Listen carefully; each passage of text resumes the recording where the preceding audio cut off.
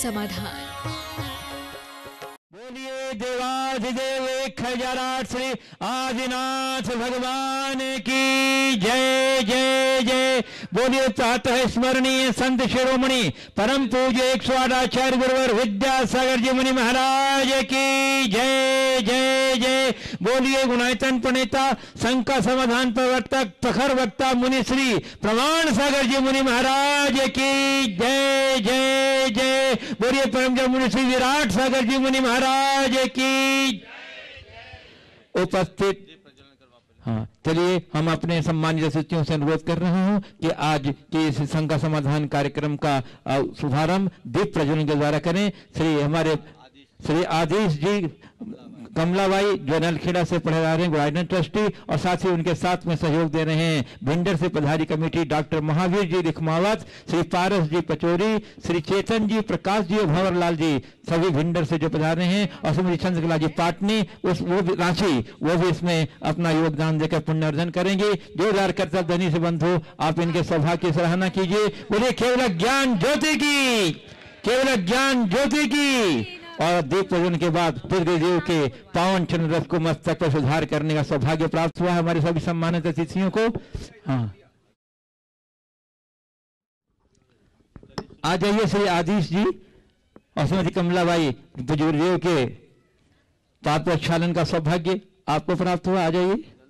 और बंधुओं, आज के प्रथम प्रश्न के लिए मैं आमंत्रित कर रहा हूं जो भिंडर में निर्माण कार्य चल रहा है 29 जनालियों का, उसके अध्यक्ष श्री पारस जी पचोरी को। श्री पारस जी पचोरी के पधारें और अपने प्रश्न। भैया माइक दो। पूज्य गुरुवर प्रमाण सागर जी महाराज जी की जय। महाराज जी, आज हमारे एक साथी जी जो यात्रा करने के लिए ऊपर पधारत है, वो सीरियसली में वहां गिर गए थे, तो हमको सबको बड़ी शंका हुई कि बहुत भरी, परंतु महाराज जी ने ऐसा आश्वस्त कर दिया था हमको कि मेरा आशीर्वाद है, कुछ नहीं होगा। तो हम हॉस्पिटल से श्रीमान प्रकाश जी को लाए। महाराज जी का इतना तो तीव्र आशीर्वाद था, और जैसे मैं समझ रहा हूँ महाराज जी अवधि ज्ञानी है, तो महाराज जी ने कहा कुछ नहीं होगा, जाओ हॉस्पिटल जाकर के ले आओ। पूज्य महाराज जी के चरणों में मेरा बारंबार नमस्तो। महाराज जी क्षेत्र पर जाते हैं, वहां अधिसंख्य लोग अपने अपने हिसाब से चल करके, दौड़ करके, घूम करके जाते हैं। वहां छोटे मोटे जीव जंतु पेड़ों में कुचल जाते हैं। अगर महाराज जी अविवेक से अगर उनकी मृत्यु हो जाती है, तो उसका पाप का भाविकार ज्यादा होता है या वहां जाने के लिए उसका पुण्य का भागीदार होता है? क्या बोल रहे हैं, फिर से बोलो। महाराज जी ऊपर जाते हैं तो रास्ते में छोटे मोटे जीव जंतु बहुत पेड़ों में चल जाते हैं, तो उस जाने वाले का पुण्य ज्यादा मिलता है उसको कि वो उसका पाप का भागीदार ज्यादा बनता है? ये बताओ, प्रकृति ने आपको आंखें दी है? बोलो बोलो, माइक पे बोलो। हाँ, आंखें तो दिए बाबूजी, परंतु प्रमादवश। सुनो, आंखों के साथ चश्मा भी मिला है। किस लिए मिला है? जीवों को देख के बचाने के लिए बाबूजी, प्रमाद के लिए। इसलिए हमेशा ध्यान रखो, तीर्थ यात्रा आदि का कार्य करते समय भी यथासंभव विवेक रखो, अहिंसा धर्म का पालन करो। जिसकी देवता की तुम पूजा कर रहे हो, जिस सिद्धांत की तुम पूजा कर रहे हो, उसी की हत्या अगर तुम्हारे द्वारा हो तो पूजा नहीं, पूजा का मखौल होगा। इसलिए हमें चाहिए यथासंभव सावधानी रखें। नमस्ते डॉक्टर महावीर जी। ओम प्रकाश, ठीक है। गुरुदेव नमोस्तु नमोस्तु नमोस्तु। गुरुदेव, पूरे सकल जैन दिगंबर समाज की तरफ से आपसे नमोस्तु नमोस्तु नमोस्तु। कार्यकारिणी जो ध्यान डूंगरी में निरंतर काम कर रही है, उनकी तरफ से भी आपको नमोस्तु नमोस्तु नमोस्तु। गुरुदेव, आप सब पे निगाह रखते हैं, हम भिंडर पे भी निगाह है, और मैं 2-3 बार आया हूं यहाँ। मैंने देखा है कि जो 2.5 साल का बच्चा भी तीर्थ यात्रा कर रहा है, लेकिन वो पैसे मांगने के लिए कर रहा है। बच्ची है 5 साल की, वो भी मांगती है, और करीब 100 फीट 200 फीट हमारे साथ चलती है और कहती 5 पैसा दे दो, 1 रुपया दे दो। मेरा इस तीर्थ क्षेत्र कमेटी से निवेदन है कि आप इतने बढ़िया काम कर रहे हैं, इतना बढ़िया विधान हुआ, पूरे विश्व में आपने अपनी एक अनोखी छाप छोड़ी है। ये तीर्थ स्थान मांगने वालों से मुक्त कैसे बने। यहाँ जो कोई भी व्यक्ति पीड़ित आता है और इतना शांत है, इतना बढ़िया लगता है यहाँ आना, बार बार आना लगता है, लेकिन उन बच्चों को देख के, उन बालिकाओं को देख के मन इतना खट्टा हो जाता है। क्या ये जो समाज है, और बहुत कम बच्चे हैं, किस तरह से एक क्षेत्र को ये एडॉप्ट करे, नहीं तो शिखर जी की तरह, नहीं तो दूसरे स्थानों की तरह। ये आज की शुरुआत जो मैं देख रहा हूं, और आपके पधारने के बाद में मैंने देखा है कि आज ही मैंने देखा है कि संख्या ज्यादा हो गई है। किस तरह से हमें इस तरह से सचेत हो। डॉक्टर साहब इस तरह के कार्यों में लगे हुए हैं और इन्होंने बाल श्रम निवारण के क्षेत्र में काफ़ी काम भी किया है। वर्तमान में सर्वोच्च न्यायालय में आप सलाहकार के पद पर भी हो, और निश्चयतः जो जिस क्षेत्र का होता है उसका ध्यान उस तरफ जाता है। आपने जो बात कही वो बहुत गंभीर और संवेदनशील है। हमें चाहिए कि हम इस तरह की समस्याओं पर विशेष ध्यान दें और उसके निराकरण का प्रयास करें। हालांकि क्षेत्र कमेटी इस स्तर पर काम भी कर रही है। यहाँ निःशुल्क विद्यालय चल रहा है और उनके खाने पीने की भी व्यवस्था क्षेत्र कमेटी के द्वारा दी जाती है। लेकिन मुश्किल ये है कि ये मानसिकता उनके अभिभावकों की बिगड़ी हुई है। उनके घर वाले जबरदस्ती बच्चों की स्कूल छुड़वाकर उनसे भीख मंगवाते हैं। तो मेरी राय ये है कि इसमें केवल क्षेत्र कमेटी से काम नहीं होगा। आप पर निर्भर, आप भीख देना बंद कर दोगे वो मांगना बंद कर देंगे। तो हम उनको भीख न दें, हम उन्हें व्यवस्था दें। हालांकि सरकार भी पूरी व्यवस्था देती है, क्षेत्र कमेटी भी व्यवस्था देती है। कुछ इस तरह की व्यवस्था हो कि इस पूरे परिक्षेत्र में कोई व्यक्ति अभावग्रस्त न रहे, कोई भूखा न मरे, कोई अशिक्षित न रहे, किसी को पहनने के लिए कपड़ों की कमी ना हो। ये व्यवस्था क्षेत्र कमेटी कर रही है और करना चाहिए, और उसमें आपको सहयोग देना चाहिए। मैं तो आप सबसे इस माध्यम से कहूँगा कि देश भर में किसी भी क्षेत्र में आप जाएं तो जैसे डॉक्टर साहब ने आप कहा, आप सबके बीच कहा कि हम भिखारियों को भीख देते हैं। आपको कहीं भिखारी दिखे तो वहाँ भीख देने की जगह कमेटी के ऑफिस में जाएं, बोले भाई इतने रुपए मैं देता हूँ, आप कुछ ऐसी योजना बनाएं ताकि भिक्षावृत्ति खत्म हो जाए और जो लोग भीख मांग रहे हैं उनके भोजन की, उनकी शिक्षा की, उनकी कपड़ों की व्यवस्था हो जाए। ये व्यवस्था करने में अगर समाज आगे आए तो मैं समझता हूँ इस तरह की समस्या हल हो जाएगी। वो बच्चे चूंकि वो मांगते हैं, आप देते हैं और उनको एक अच्छी आय हो जाती है तो उनकी आदत बन जाती है, जो हमारे लिए बहुत ही लज्जाजनक। गुरुदेव, एक छोटा सा अनुभव आज हमने देखा है। करीब 30 फीट ऊंची नीम के पेड़ पे एक बच्ची जो 6 साल की है और करीब 20 बकरियों को नीम के पत्ते डाल रही है। और ऐसी स्किल मेरे ख्याल से जो बहुत सारे विदेशों में और जाते हैं तो इन बच्चियों में नहीं होती है। कैसे वो चढ़ी होगी वो भी आश्चर्य है। ऐसे अनुभव ये रोज का काम है, ये उनका धंधा है, इसको आप रोक नहीं सकते। ये तो वो लोग एक्सपर्ट है इसमें। पर मैं आपसे कहना है कि भीख आदि देने की प्रवृत्ति पर हमें बहुत गंभीर होना चाहिए। ओम नमो। श्रीमती कमलाबाई आदिश जी जैन, ग्वाइटन सृष्टि नलखेड़ा, और उसके बाद तैयार रहेंगे श्री अनूप जैन रानीपुर। महाराज जी नमस्तु नमस्तु नमस्तु। महाराज जी मेरा प्रश्न ये है कि ना दिन में चैन ना रात में चैन, वारे चैन, ऐसा क्यों? न दिन में चैन न रात में चैन, हमेशा बेचैन, ऐसा क्यों? हाँ, वारे जैन। अच्छा, न दिन में चैन न रात में चैन, वारे जैन, ऐसा क्यों? ये तो बहुत अच्छा सवाल इस बच्ची ने की है। हर व्यक्ति को सोचना चाहिए। वस्तुतः जो चैन से जीना जाने सच्चा जैन वही है। चलिए, हो गया, आगे बोलिए। श्री अनूप जैन रानीपुर, और उसके बाद तैयार रहेंगे श्री आनंद जैन रानीपुर। महाराज जी, मैंने बचपन से यही सीखा है कि पैसे कमाने से नहीं, पुण्य के उदय से आते हैं। तो जीविका के लिए हमें धर्म मार्ग पर चलना चाहिए या पैसे कमाने के लिए पुरुषार्थ करना चाहिए? देखिए, जो वाक्य आप सबसे कहा गया कि पैसा कमाने से नहीं पुण्य से आते हैं, ये वाक्य पूरी तरह सत्य नहीं है। अगर पैसा केवल पुण्य से आता, बिना कमाए आता है, तो सबके पास आना चाहिए। और फिर ये मानना चाहिए कि जिसके पास जितना पैसा उसके पास उतना पुण्य है, और जिसके पास पैसे का जितना अभाव हो उतना पुण्यहीन है। और फिर अगर ऐसी व्याप्ति बनाओगे तो सबसे ज़्यादा पुण्यहीन हमें मानना पड़ेगा। मानने को राजी हो क्या? फिर ये कैसे कहते कि पैसा कमाने से नहीं पुण्य से आते? क्या मेरे पास पुण्य की कमी है? पुण्य है कि नहीं? पैसा कहाँ है? पैसा कहाँ है? बात समझ में आ रही है? आप ये कह सकते महाराज आपके पास पैसा नहीं पर आपके साथ पैसे वाले हैं ये आप कह सकते हो, लेकिन वो एक अलग चीज है। ध्यान रखना, पैसा पुण्य से नहीं कमाया जाता, पैसा तो पाप करके कमाया जाता है।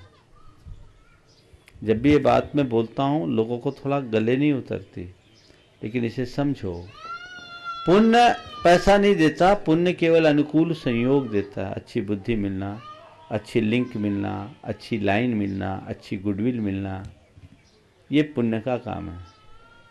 लेकिन जो दुकान में बैठकर या दफ्तर में बैठकर आप जो काम कर रहे हो ना, वो पुण्य का काम है कि पाप का?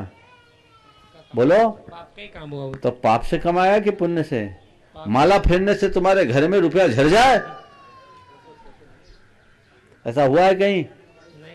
समझ गए? तो जो जहां से मिलता वैसे ही करो।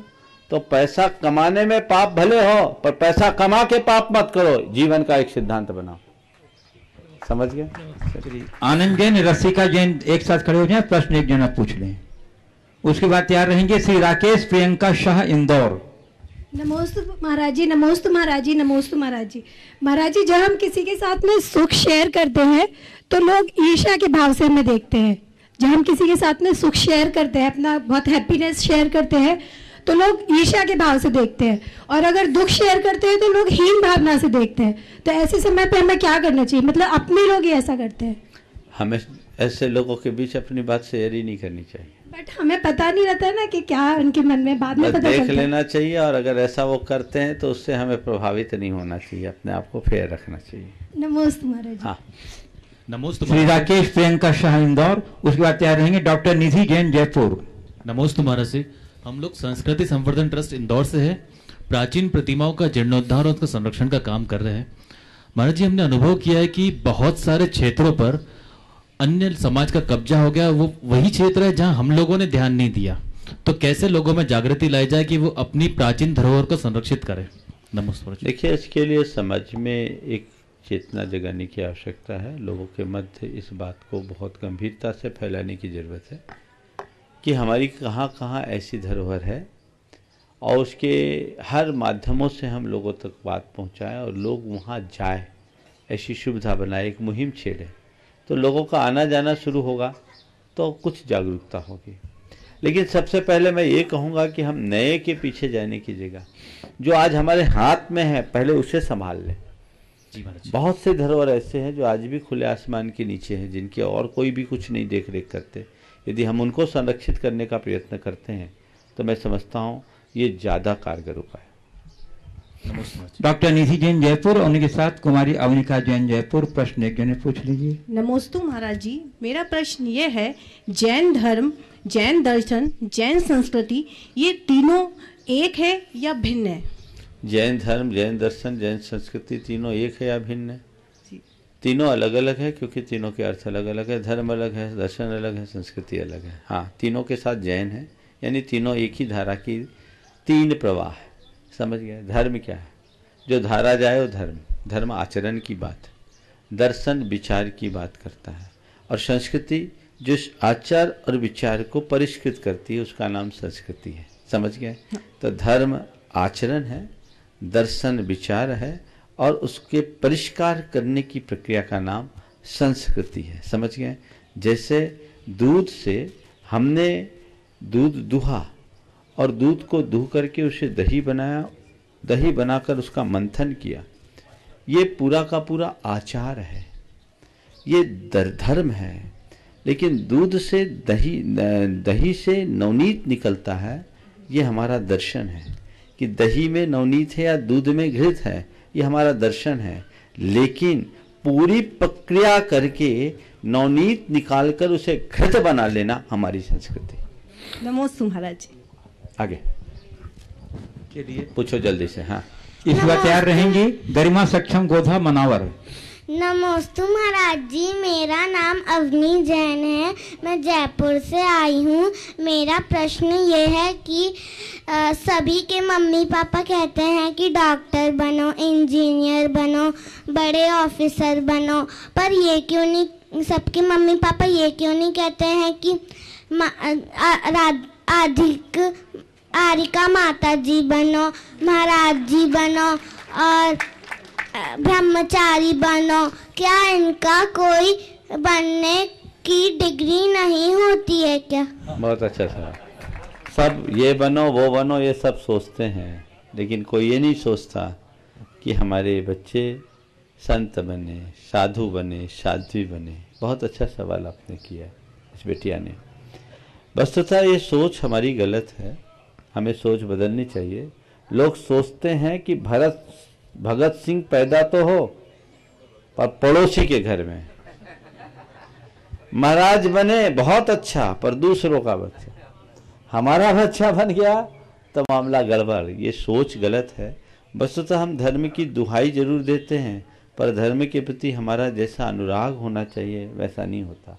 हालांकि आजकल ऐसे भी माँ बाप बहुत हो गए हैं, बढ़ रहे हैं उनकी संख्या, जो ये चाहते हैं कि हमारा बच्चा साधु बने। कल ही एक बहन जी, उनका अभी 4 साल का बेटा था, बहुत अच्छा बेटा, वो कह रहे महाराज जी मैं चाहती हूँ ये साधु बन जाए तो मेरी कोख कृतार्थ हो जाएगी।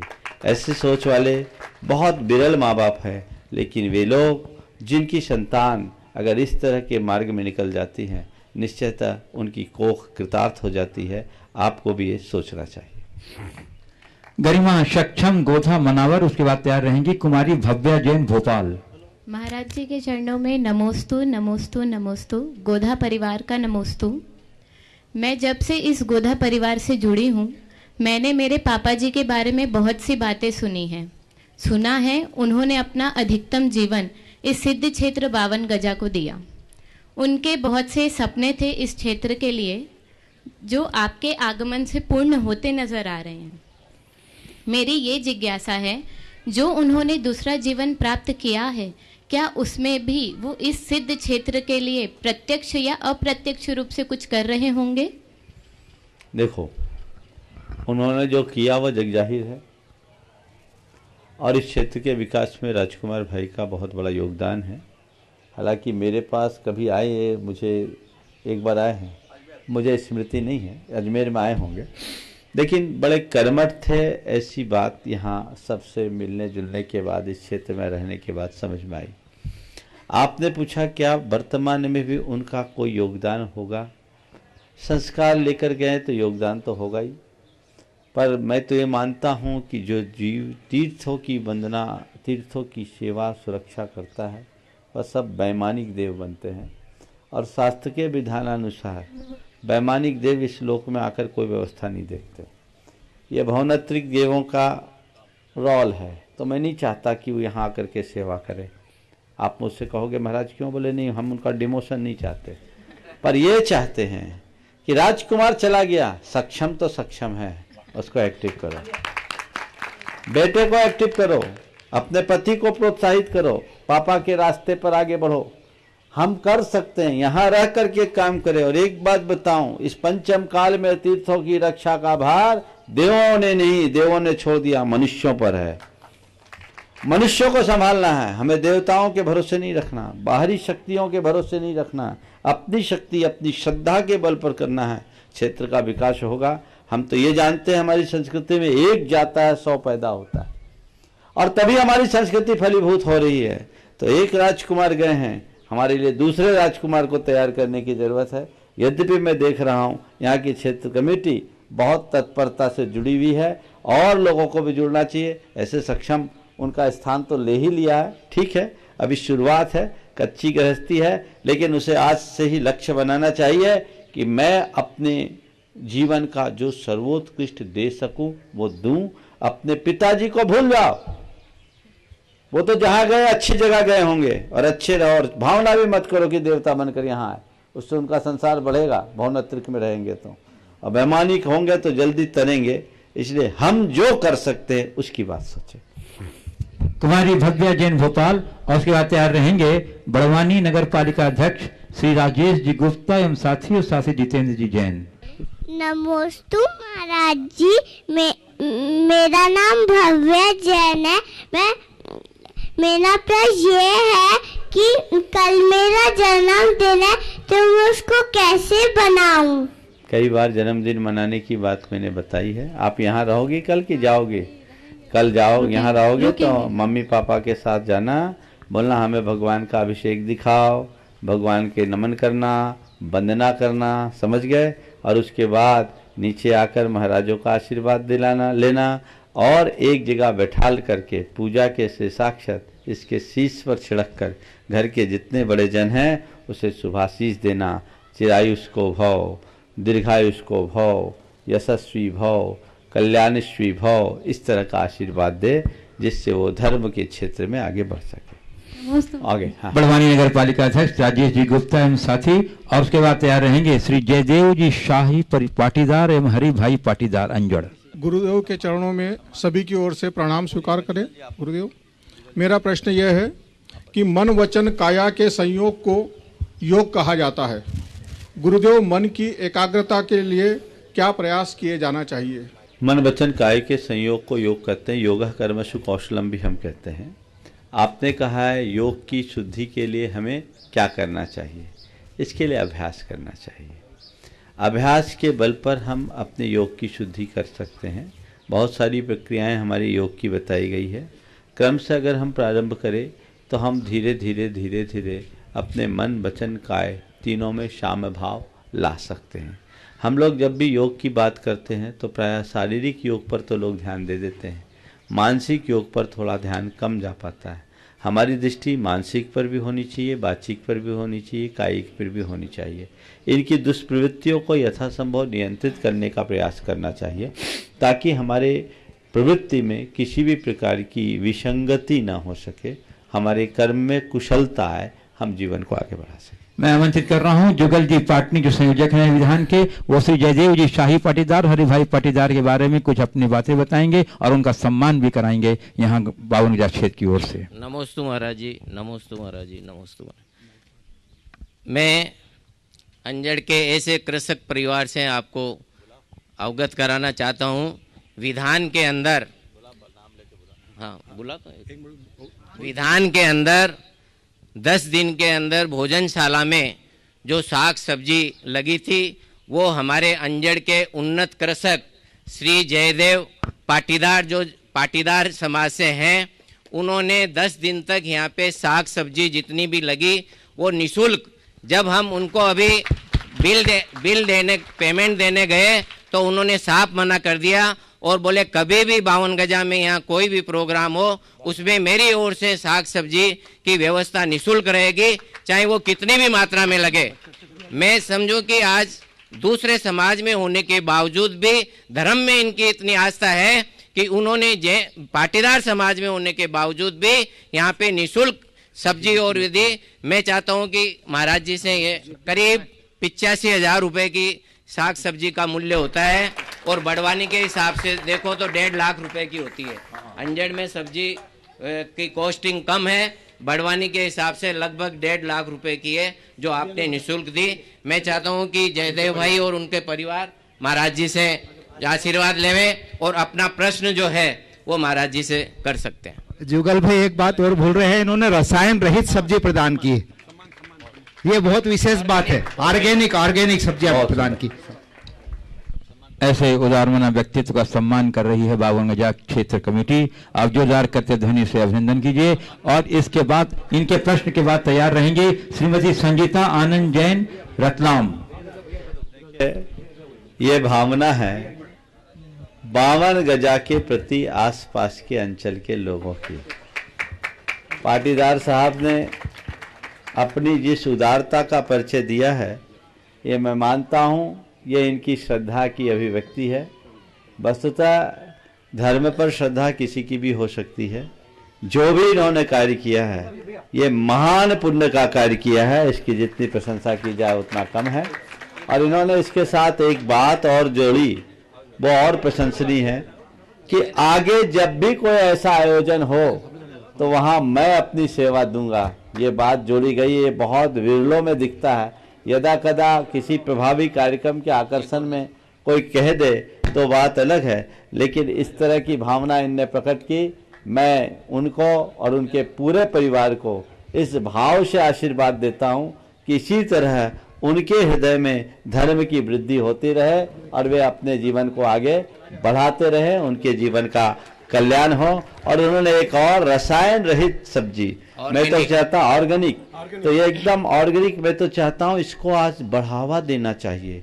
अन्य कृषकों को भी इनसे एक सीख लेनी चाहिए, प्रेरणा लेनी चाहिए, क्योंकि आज रासायनिक खादों और कीटनाशकों का अंधाधुंध प्रयोग हमारे लिए बहुत खतरनाक होता जा रहा है। वो हमारे शरीर में जहर का काम करता जा रहा है। तो जहरीले विषाक्त भोजन से अपने आप को बचाने के लिए आपने जो काम किया है उसके लिए मुझे दोहरा आशीर्वाद। हाँ। अब जयदेव भाई अपना एक प्रश्न करेंगे। नमस्तु महाराज जी, नमस्तु महाराज जी, नमस्तु महाराज जी। मेरे जो 2 प्रश्न थे, महाराज जी ने बगैर मेरे पूछे ही उसका समाधान कर दिया है। और वही जो गुप्ता जी ने पूछा था शायद से कि मन को एकाग्र कैसे किया जाए, तो और दूसरा जो मैं चाह रहा था कि महाराज जी का आशीर्वाद हो, तो मैं जो कर रहा हूँ काम वो और किसान भाइयों को साथ में लेके वही काम करूं, तो महाराज जी से आशीर्वाद मिल गया है मेरे को। सत सत नमन। देखिए, इस बात पे तो जागरूकता होनी चाहिए। मैंने सुना है ताइवान में किसी भी प्रकार के रासायनिक खाद और कीटनाशकों का कोई प्रयोग नहीं होता। वहाँ संगठन बन गया और ताइवान में बहुत अच्छा उत्पादन है। अन्य भी कुछ देशों में ऐसा एक अभियान चला है। मैं चाहूँगा भारत के कृषक भी इसको देखें। ऐसा मैंने सुना है कि शुरुआत के कुछ दिनों में 1-2 वर्षों में थोड़ी उपज कम होती है, पर तीसरे और चौथे वर्ष से तो उसकी उपज आम उपज से कई गुनी अधिक होती है। ऐसा ही है ना? आप अपना अनुभव बताइएगा, थोड़ा सा बताइए, ताकि जो नए कृषक है इस कार्यक्रम को देखने और सुनने वाले लाखों कृषक भाई हैं उनको उसका लाभ मिले। जैविक खेती में गाय का बड़ा महत्व है। देसी गाय का, देसी गाय के गोबर से और देसी गाय के अपने गोमूत्र से उसको उपचारित करके और एक जो जीवामृत बोलते हैं, जीवामृत बनता है, वो बना के फसलों में छिड़का जाता है, जिससे कि किसी प्रकार की बीमारी जो बोलते हैं वो नहीं आती है। शुरुआत में हमारी जो खेती है या हमारी जो ज़मीन है रासायनिक खादों और दवाइयों के छिड़काव से उसमें जो जैविक ये रहते हैं वो एकदम कम हो जाते हैं या नहीं रहते हैं, तो उसको मुक्त करने के लिए, रसायन से मुक्त करने के लिए 2 से 3 साल हम लोगों को लगते हैं। लेकिन 3 साल बाद में पूरी तरीके से रसायन मुक्त खेती हो जाती है, जिससे उपज और उन किसी भी चीज़ पे प्रभाव नहीं पड़ता है। हम लोग, अगर मैं खेती किसानी में पाटीदार समाज से ये करता हूँ, तो एक अनाधुन तरीके से अपनी खेती को, अपनी धरती माँ को दोहन कर रहे हैं और शोषण कर रहे हैं एक तरीके से। तो ये जो मेरे को मार्गदर्शन मिला, एक लोहार है, उनके द्वारा मुझे एक बार मैं गया था उनके यहाँ पे ट्रैक्टर के कुछ इक्विपमेंट लेने, तो उन्होंने मेरा एक तरीके से दिमाग टर्न किया था। उन्होंने ये बोला था कि तुम लोग कभी सोचा है तुम लोगों ने कि तुम्हारी ज़मीन इतनी कड़क क्यों हो रही है? तब से थोड़ा सा दिमाग में आया। तब पापा थे, पापा से इस संबंध में मेरी चर्चा हुई, तो उन्होंने बताया कि हम लोग खाद और दवाई जो अनाधुन डाल रहे हैं उससे ज़मीन का ये हो रहा है, और धीरे धीरे गाय का गोबर या जो भी ज़मीन को सुधारने के लिए होता है जैविक खाद, उसका प्रयोग हम लोग कम कर रहे हैं। तो उसके कारण से हमारी ज़मीन खराब हो रही है। तो धीरे धीरे उन चीज़ों को हम लोगों ने बढ़ाया है। मैं खुद भी गोपालन करता हूँ और गाय का गोमूत्र और गाय के गोबर से हम लोग खेती करते हैं। बहुत सुंदर, चलिए आगे। श्रीमती संजीता आनंद जैन रत्नाम, और उसके बाद तैयार रहेंगे श्री अभिषेक गंगवाल सिंघाना। नमस्ते महाराज जी। जब हम 2 कानों के किनारों से जोड़ते हैं तो दिल का चित्र बनता है, और अंग्रेजी में हार्ट के बीच का अक्षर ईयर होता है। तो हम हमारे कान से किस तरह की बात सुने जिससे हम लोगों का दिल आसानी से जीत सके?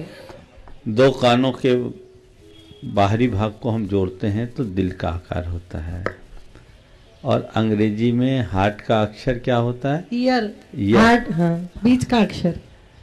देखिए, आपने पूछा है हम कैसी बात बोले जिससे लोगों के दिल को जोड़ सके, आसानी से जीत सके। सीधी सीधी बात है, जैसे हम कानों को जोड़ते हैं तो दिल का आकार बनता है। ऐसी बातें बोले जिससे लोग जुड़ सके, ऐसी बात ना बोले कि लोग टूट जाए। लोगों को जुड़ने लायक बात बोले, तोड़ने वाली बात ना बोले। हमारे वचनों में माधुर्य हो, मिठास हो, सकारात्मकता हो और सात्विकता हो, तो उसका असर अपने आप प्रभाव पड़ेगा। नमस्ते। अभिषेक गंगवाल सिंघाना, उसके बाद तैयार रहेंगी श्रीमती चंद्रकला जी पाटनी, रांची। मेरे आराध्य गुरुवर के श्री चरणों में बारंबार नमोस्तु। आचार्य गुरुवर कहते हैं, पर गेयों में ज्ञान का लुढ़कना परम आर्थ है, पीड़ा है अंगार है और स्व में ही ज्ञान का थीर हो जाना परमार्थ है, कीड़ा है आत्मा का श्रृंगार। कई लोग आकर पूछते हैं, आपने हमें पहचाना कि नहीं? ऐसा वही पूछते हैं जो स्वयं से अनजान है। जिन्हें स्व का परिचय हो गया, उन्हें पर की पहचान कराने से भला क्या प्रयोजन? जगत से अपरिचित रहना ही निर्विकल्प होने का एक साधन है। जितने परिचय उतने विकल्प। और गुरुवर कहते हैं, जितना पर से परिचय बढ़ाओगे उतनी ही आत्मा की अवज्ञा करोगे। तो हे गुरुवर, कैसे अपनी अनमोल ज्ञान निधि को स्वग्रह में लगाया जाए और कैसे पर से परिचय घटाया जाए? पर के प्रपंच से बचो, परिचय खत्म हो जाएगा। लेकिन जो पर के प्रपंच में ही लगा है वो स्व में नहीं लग सकता। वस्तुतः जितना संपर्क होगा उतना स्वयं से दूरी होगी, और जब हम स्वयं के साथ संवाद बढ़ाएंगे पर से हमारा संपर्क टूटेगा। पर से संपर्क बनाना बड़ा सरल लगता है, स्वयं से संवाद स्थापित करना, स्वयं के साथ संपर्क बनाना थोड़ा कठिन होता है। हम अपनी धारा को मोड़े और पर से संपर्क तोड़कर स्वयं के साथ संपर्क जोड़ने की कोशिश करें। नमस्ते गुरु। श्रीमती चंद्रकला जी पाटनी, रांची, और उसके बाद तैयार रहेंगे श्री पारस जी कासलीवाल, बड़वानी, बाबूजा ट्रस्टी, मनावर। नमोस्तु महाराज श्री। महाराज श्री, हमें ऐसा कोई उपाय बताइए जिससे कि हमारे जीवन में कभी किसी से कोई शिकायत ही ना रहे। ऐसा उपाय, क्या बात है, जिससे जीवन में कभी किसी से कोई शिकायत ही न रहे। पहली बात, लोगों को मुझसे कोई शिकायत न रहे ये मेरे हाथ में नहीं है, पर मेरे मन में किसी से कोई शिकायत न रहे ये मेरे हाथ में। लोगों की मुझसे कोई शिकायत ना हो ये मेरे हाथ में नहीं। लोगों को तो भगवान से भी शिकायत रहती, लेकिन मेरे मन में किसी से कोई शिकायत ना हो वो मेरे हाथ में है। और उसका तरीका क्या है? कोई कुछ हो उसको इग्नोर करो और क्षमा करो, नजरअंदाज करो, और किसी ने कुछ गलत कर दिया क्षमा कर दो। अगर ये दो बातें हमने स्वीकार लिया तो हमारे मन में किसी से कोई शिकायत नहीं होगी। नजरअंदाज करना, क्षमा करने की बात, जो स्थिति उसे सहज रूप से स्वीकार करने की बात, जो जैसा आ जाए उसका सत्कार करने की आदत अगर हमने डाल दिया तो हमारे मन में फिर कभी शिकायत नहीं होगी। और जब हमारे मन में किसी के प्रति शिकायत नहीं होगी तो स्वाभाविक है सामने वालों की भी शिकायत हमसे कम होगी। श्री पारस जी कासलीवाल, मनावर, और उसके बाद तैयार रहेंगी श्रीमती सुनीता अजमेरा, इंदौर। गुरुवर नमोस्तु। गुरुवर, सुपारी एक उत्तम फल है, किंतु घृणित कार्यों को संपादित करने के लिए लोग सुपारी ही क्यों देते हैं? और यश भैया की भाषा में पूछें तो भगवान के चरणों में समर्पित हो जाए तो महत्वपूर्ण फल, और गुंडों के हाथ चढ़ जाए तो जीवन विकल। कृपया समा दीजिए। नमस्ते महाराज जी। नमस्ते। सुपारी उत्तम फल है, लेकिन उसे गलत काम के लिए क्यों दी जाती है? भगवान के चरणों में पड़ जाए तो उत्तम फल, नहीं तो एक बड़ा विकल्प। देखिए, सुपारी है उत्तम फल, पर उत्तम क्यों है?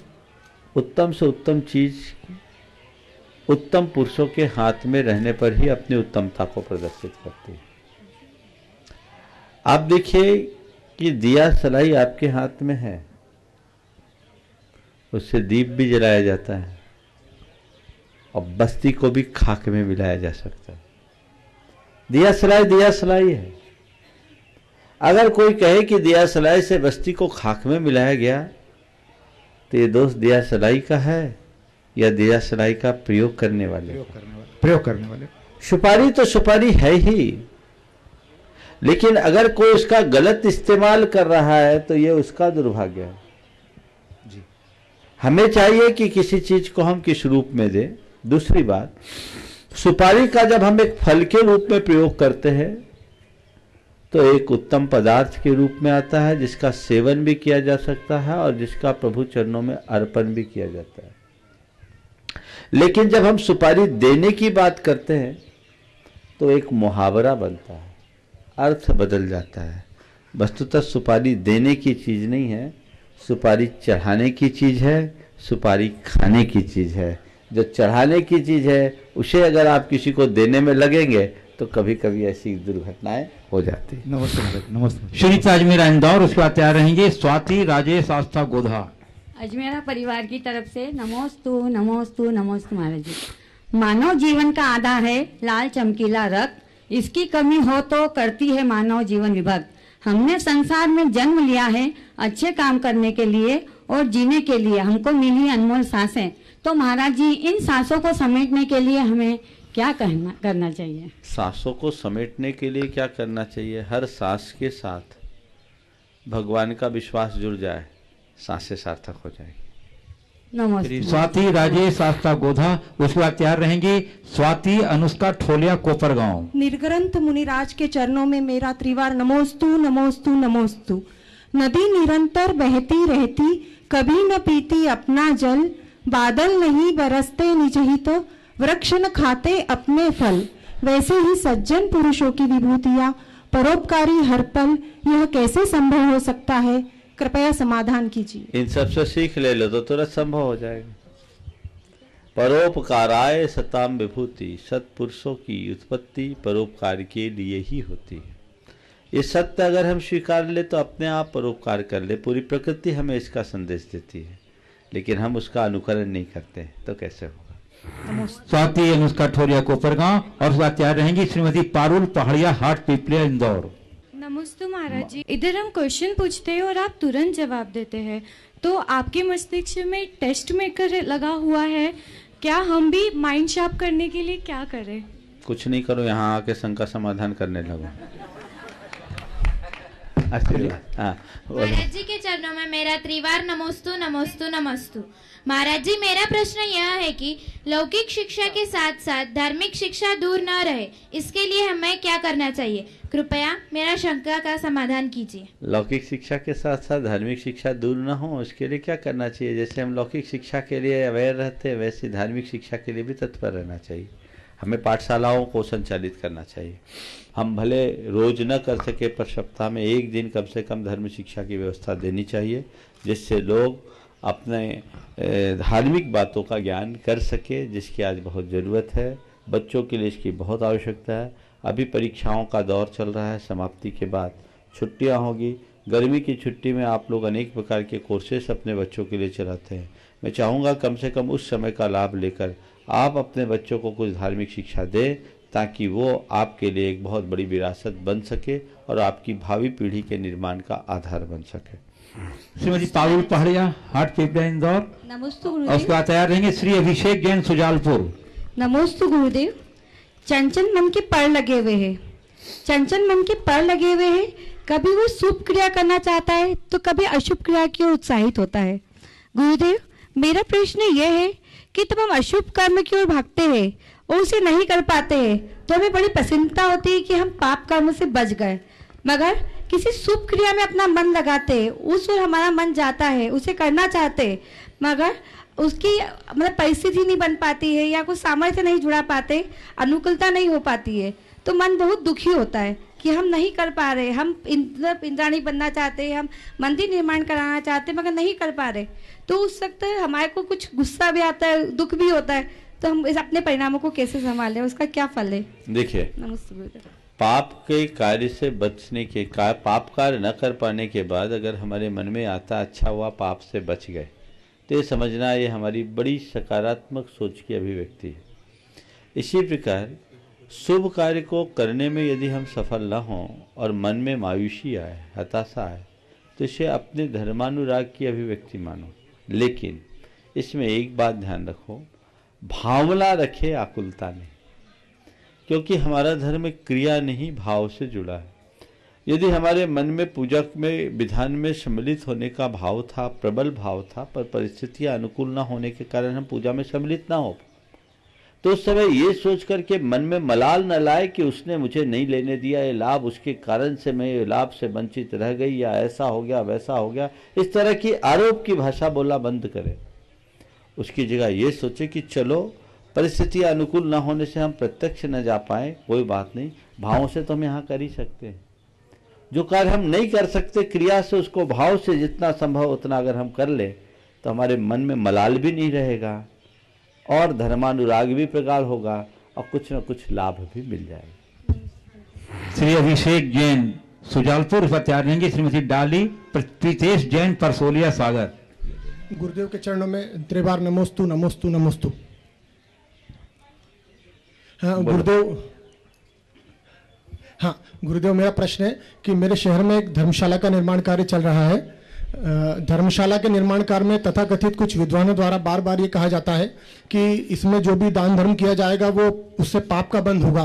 तो जो कार्य है वो बहुत धीमी गति से चल रहा है, इसमें थोड़ी सी रुकावट आ गई है। तो गुरुदेव से मेरा विनती है कि इसमें देखिए, धर्मशाला में जो भी कार्य होगा पाप का कार्य होगा, ऐसा कहना उचित नहीं है। आप गृहस्थ हो, आप लोगों को अपने मांगलिक कार्यों की पूर्णता के लिए बहुत सारे कार्य करने पड़ते हैं, तो वो पाप का कार्य कैसे है? जैसे तीर्थ क्षेत्र है, इस तीर्थ क्षेत्र में आपने यात्रियों के लिए धर्मशाला बनाया, तो धर्मशाला जिसने भी बनाया, कमरे जिसने भी बनाए, वो पाप किया क्या? ठीक है, धर्मशाला के निर्माण में पाप हुआ, वहां रहने में भी लोग कुछ पाप करेंगे, लेकिन हमने बनाया किस लिए? पाप करने के लिए कि यहां आकर के अच्छे से धर्म ध्यान और तीर्थ की वंदना करने के लिए? हमारा उद्देश्य क्या है? तीर्थ की वंदना करने का। हमारा उद्देश्य क्या? धर्म ध्यान करने का। तो उद्देश्य बड़ा कौन सा है? तो जब आधारभूत सुविधाएं नहीं होगी तो कौन यहाँ आएगा? लोग दर्शन बंधन कैसे कर पाएंगे? इसलिए ज्यादा दिमाग लगाने का परिणाम है। लोगों को चाहिए बुद्धि का उतना ही प्रयोग करे जितना आवश्यक हो। श्रीमती डाली प्रीतेश जैन परसोरिया सागर। उसके बाद एक ऑनलाइन क्वेश्चन। हे गुरुदेव, मेरा आपको मन वचन कर नमोस्तु नमोस्तु नमोस्तु। हे गुरुदेव, मेरा प्रश्न यह है कि आचार्य ने 5वें गुण स्थान में देश संयम में संयम मतलब संयम नहीं कहा, जबकि हम जानते हैं कि संयम के बिना तो ना तो मोक्ष मार्ग है और ना देश व्रत है, क्योंकि सभी कुछ ना कुछ संयम तो पालन करते हैं। वो संयम हम लोगों की बोलचाल का संयम है, और गुरु जी जो संयम बोल रहे हैं वो संयम है रत्नत्रय वाला संयम। अच्छा, जो चारित्र मोहिनी कर्म के क्षोभशम से होता है। समझ गए? नमोस्तु गुरुदेव। तो ये आपकी आज्ञा से एक ऑनलाइन क्वेश्चन बहुत दिनों से प्रतीक्षित है। श्रीमती रेखा जी सुभाष जी अजमेर से पूछ रहे हैं कि होती है हर रोज तेरी रहमतों की बारिश, मैं कैसे कर दूं कि होली साल में एक बार आती है। जब भी कोई भगवान को याद करता है तो ऊपर क्यों देखता है? क्या नीचे भगवान नहीं है? वाह, भगवान को याद करने वाले ऊपर क्यों देखते हैं? क्या नीचे भगवान नहीं है? देखो, नीचे भगवान है, इसमें कोई संशय नहीं है, पर ऊपर इसलिए देखते हैं कि भगवान हमें ऊपर उठा ले। ऊपर उठा ले। भगवान को याद कब करते हैं? बोलो, जब कष्ट में होते हैं, जब गिरते पड़ते होते हैं, जब परेशानी होती है, तो ऊपर देखते, भगवान उबारो। क्या करो? उबारो, ऊपर उठा लो, पूरी तरह नहीं, इससे उबार लो। शायद इसलिए ऊपर देखते हैं। और एक अवधारणा है ऊपर वाला, एक लोक धारणा है कि भगवान सबसे ऊपर है। और जैन दर्शन की दृष्टि से अगर हम विचार करें तो अनेकांतात्मक दृष्टि से यह भी संभव है, क्योंकि सिद्धालय कहाँ है? कहाँ है? ऊपर है। तो भगवान कहाँ है? ऐसा मान ले तो कोई दोष भी नहीं। अगला। पूज्य गुरुदेव, अभी जो शिक्षक निधान हुआ उससे संपन्न करने में कुछ हमारे बड़वानी युवा संघ के साहित्यों का बहुत बड़ा योगदान रहा। मैं जितेंद्र जैन सहित उन सभी युवाओं को यहाँ आमंत्रित कर रहा हूँ। वो सभी जो आवास, परिवहन, ट्रेन, प्रशासनिक सहित प्रशासनिक भूमिका निभा रहे थे, बहुत ही सुंदर व्यवस्था उन्होंने दी थी। हम जोरदार करते ध्वनि से बंद हों एक बार उनका। ये लोग इतने बिजी थे कि सुनो, ये इतने बिजी थे कि 10 दिन दिखे ही नहीं, नंबर ही आ जाए। सही कार्यकर्ता की पहचान यही है, समझ गए। चलिए, नमस्ते गुरुदेव। नमस्ते। अभी भी लगे हैं, चलो बोलो जी। नमस्ते गुरुदेव, नमस्ते। मुझे बहुत ही प्रसन्नता हो रही है कि महाराज श्री के चरणों में इस बात के लिए जिक्र किया गया कि आवास और यातायात की व्यवस्था में बड़वानी के युवा और बड़वानी के समस्त जैन समाज के लोग और महिला मंडल भी सांस्कृतिक कार्यक्रम के माध्यम से इस 64 मंडली सवाल कर जल्दी विधानसभा विधान में सम्मिलित होकर अपने अनुभव अपने कार्य को पूर्णता दी। मेरा प्रश्न इस समय यह है कि सफलता के आगे बढ़ने के लिए प्रेरित करती है। सफलता आगे बढ़ने के लिए प्रेरित करती है, वही विफलता पीछे हटने की राह दिखाती है। ऐसी स्थिति में गुरुदेव क्या करना चाहिए? मन में कार्य के प्रति निरंतर उत्साह बना रहे, इसके लिए क्या करें? सफलता आगे बढ़ने की प्रेरणा देती है और विफलता पीछे हटने के लिए बाध्य करती है। ऐसे में हम क्या करें कि हमारे मन में कार्य करने के लिए उत्साह बना रहे। देखिए, सफलता आगे बढ़ने की प्रेरणा देती है, एक अधूरा वाक्य है। मेरी दृष्टि से विफलता में ही सफलता का बीज है। विफलता हमें आगे बढ़ने के लिए प्रेरणा देगी। सफल तो हो चुका, हम टारगेट पा चुके, अगर विफल होंगे तभी तो सफल होंगे। बिना विफलता के सफलता कभी नहीं मिलती। इसलिए कभी विफल हो तो हताश न हो, अपने विफलता के कारणों की समीक्षा करें और अपना 100% उसमें अर्पित करें ताकि फिर से हम सफल हो सकें। नमस्ते। चलिए, श्रीमती पुष्पा सोगानी, जयपुर। नमोस्तु गुरुदेव, नमोस्तु गुरुदेव, नमोस्तु गुरुदेव। कहा जाता है कि सातिशी पुण्य के योग से जैन कुल मिलता है, तो जैन कुल में जन्म लेने वालों को इतने दुखों का सामना क्यों करना पड़ता है गुरुदेव? वो इसलिए पड़ रहा है कि दुख भोग करके नया पुण्य बांधा। समझ गए? सोने को ही कसौटी पर कसा जाता है, पीतल को थोड़ी। किसको कसा जाता है? सोने को ही। तो क्या दिक्कत है? दुखों से घबराना क्या है? दुखों को सहने की ताकत हमारे पास होनी चाहिए। पर महाराज श्री, ये लगता है कि हमने इतने पुण्य किए होंगे बहुत, मतलब जब जाके हमको मनुष्य गति मिली और मनुष्य गति में जैन कुल मिला, तो जैन कुल में आने के बाद भी अगर दुख मिला तो ये लगता है कि ऐसे क्या हमने ऐसे कर्म किए थे? देखो, भगवान पार्श्वनाथ का चरित्र पढ़ा है? हाँ, पढ़ा है। उनके ऊपर संकट आए थे? जी महाराज। वैसे संकट तुम्हारे जीवन में आए क्या? नहीं। अंजना पर संकट आए थे? वैसे कोई संकट आए तुम पर? श्री कृष्ण पर संकट आए थे? वैसे संकट तुम्हारे ऊपर आए? नहीं आए। सीता पर संकट आए थे? तुम्हारे ऊपर आए? नहीं आए। पर ये सब पुण्य पुरुष थे कि नहीं? पर क्या हुआ? उनने संकटों को हराया, संकट से नहीं हारे। बस यही हमारी समझ है। श्रीमती पुष्पा सोगानी, जयपुर। और सुबह तैयार रहेंगे श्री धर्मेंद्र जैन अंजड़, जिन्होंने श्री चक्रधाम में भोजन व्यवस्था बहुत कुशलता के साथ व्यवस्थित की। नमोस्तु महाराज श्री, नमोस्तु महाराज श्री, नमोस्तु महाराज श्री। महाराज श्री, अनभिज्ञता, अज्ञानता और नासमझी, ये तीनों एक ही वाची शब्द है या तीनों अलग अलग है? सामान्य रूप से एक है, लेकिन अलग अलग दृष्टि से देखें तो अलग अलग है। अनभिज्ञता का मतलब है किसी विषय विशेष का ज्ञान न होना। अज्ञानता एक सामान्य चीज है जो हर क्षेत्र में आती है, और नासमझी ज्ञानी व्यक्ति के अंदर भी हो जाती है जो विवेकहीनता के कारण आते हैं। श्री धर्मेंद्र जी जैन अंजड़, भोजन व्यवस्था में बहुत ही सारे जो हमारे आए थे विधान वाले, उन्होंने सबका क्या भोजन है, जैसा लगता है बारात में भोजन कर रहे हैं। जोरदार करते ध्वनि से भोजन के लिए। लोगों ने भोजन की चर्चा करी, मंत्रों की नहीं करी। चलो, जिसका खाते हैं उसके गुण गाते हैं। हाँ, चलो। नमस्ते गुरुदेव, नमस्ते गुरुदेव, नमस्ते गुरुदेव। मैं आयुर्वेदिक पद्धति से पथरी एवं पाइल्स का उपचार करता हूँ, बवासीर का। लेकिन आज के समय में लोगों के दिमागों में भी पत्थर पड़ गए और मुंह में बवासीर हो गया, तो उसका क्या इलाज? दिमाग में पत्थर और मुंह में बवासीर। मुंह में बवासीर बोलने की जो आजकल वो खत्म हो गई ना मर्यादा, बोलने की जो मर्यादा खत्म हो गई, उसके लिए बोल रहा था। हाँ।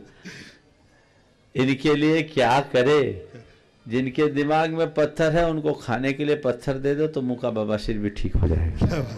श्रीमती वर्षा जैन ललितपुर, आगे बोलो। श्रीमती वर्षा जैन ललितपुर, और बोलो ना। उसके बाद तैयार रहेंगे बबीता जैन मेरठ। महाराज श्री नमोस्तु, मेरे सास ससुर की ओर से आपके चरणों में 12 वंदन।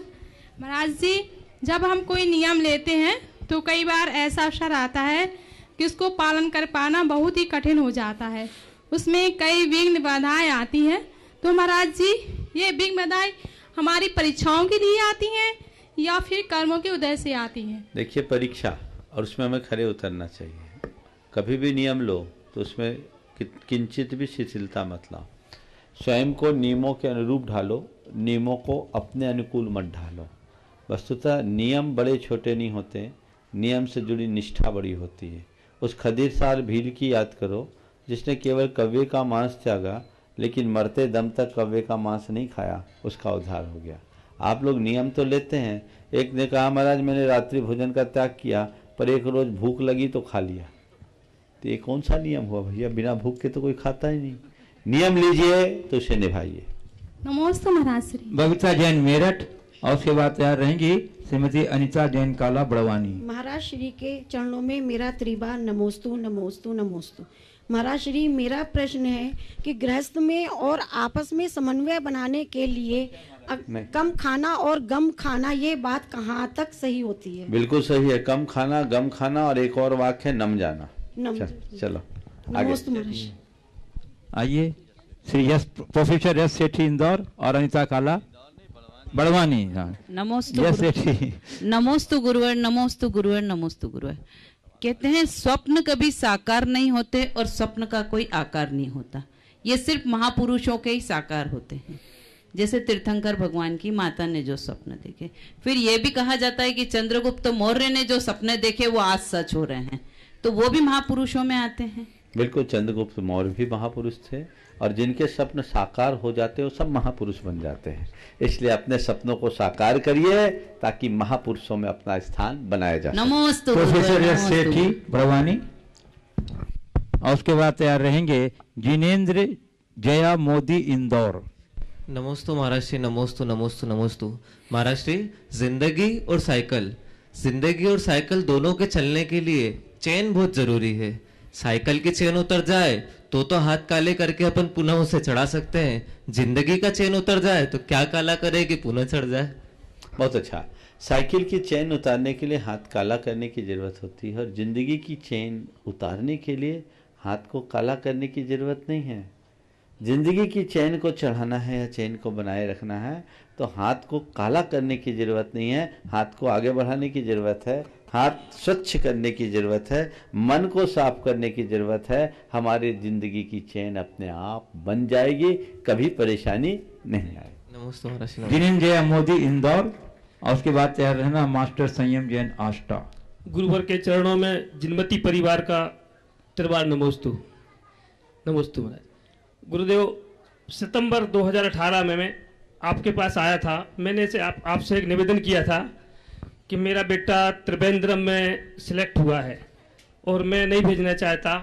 आपने मेरे को बोला था कि भेजो उसको, उसका चयन कलकत्ता हुआ, वहाँ उसके बाद वो इंदौर आ गया है। अब मैं चाहता हूँ कि उसको प्रशासनिक वगैरह सेवा में भेजूँ या इंजीनियर ही बनाए रखूँ। देखो, ये शंका समाधान का विषय नहीं है। अब उसकी भावना, उसकी रुचि और अनुकूलता के अनुरूप देख के निर्णय लो। नहीं, मैं तो पीछे हट गया था आपके आग्रह से। आशीर्वाद। चलो, यहाँ का सवाल नहीं है। अगला मास्टर संयम जैन आष्टा। नमोस्तु महाराज श्री, नमोस्तु। मेरा नाम संयम है, मैं आस्था से आया हूँ। मेरा प्रश्न यह है कि मंदिर जाने का क्या फल है? हमें मंदिर क्यों जाना चाहिए? कृपया इसका समाधान दीजिए। अपने मन को पवित्र बनाए रखने के लिए मंदिर जाना चाहिए। समझ गए? चलो मास्टर निधीश जैन, इंदौर छत्रपति नगर। नमोस्तु महाराज जी, मेरा नाम निधीश जैन है और मैं इंदौर छत्रपति नगर से आया हूँ। मेरे 3 प्रश्न हैं। पहला है कि जब हम मंदिर जाते हैं तो अपने पैर धो के जाते हैं, पर जब हम जैन तीर्थ जाते हैं तो रोड से जाते हैं और तब हमारे पैर गंदे हो जाते हैं। तो हम जैन तीर्थों पे बिना पैर धोए चले जाते हैं, वैसे ही हम जैन तीर्थों में मंदिर चले जाते हैं। तो महाराज जी उसका पाप हमें लगता है या नहीं लगता है? तुम्हें लगता है उससे ज्यादा वहाँ के व्यवस्थापकों को लगता है। मंदिरों में पाँव धोने की व्यवस्था होनी चाहिए, और पाँव धोने की व्यवस्था न करे तो कमेटी दोषी, और व्यवस्था होने के बाद तुम नहीं धो तो तुम दोषी। समझ गए? यहाँ ऐसे व्यवस्था तो है, बड़े बाबा के पास है ना। हाँ, बड़े बाबा के पास नीचे है, हैंडपंप है, पानी की व्यवस्था है, लेकिन उसको थोड़ा और व्यवस्थित करने की ज़रूरत है। वहाँ सबका ध्यान नहीं जाता। वहाँ पाँव धोने की व्यवस्था होनी ही चाहिए। बिना पैर धोए अंदर तक जाना कतई उचित नहीं है। ये एक असाधना है, इसका हम सबको ध्यान देना चाहिए, चाहे ऊपर के मंदिर हो चाहे नीचे के मंदिर हो। कल से ही ऐसी व्यवस्था कीजिए ताकि इस बच्चे ने जो ध्यान सबका आकृष्ट कराया है उस पर सब लोग अमल कर सके। इस प्रकार आज के इस सत्र को परम पूज्य गुरुदेव के चरणों में, और कोई रह गया? सत्येंद्र जैन एडवोकेट, ललितपुर। ये बच्ची पूछेगी, पूछो जल्दी। नमस्ते महाराज जी, नमस्ते महाराज जी। मेरा नाम मेरा जैन है, मैं बरेली से आई हूँ। महाराज जी मेरा यह प्रश्न है, हमें बुरे लोगों से डर लगता है, हम उनका सामना करें या हम उनसे दूर रहें? सुरक्षित दूरी रखो। समझ गए? बोलिए परम पूज्य आचार्य गुरुवर श्री विद्यासागर जी महाराज।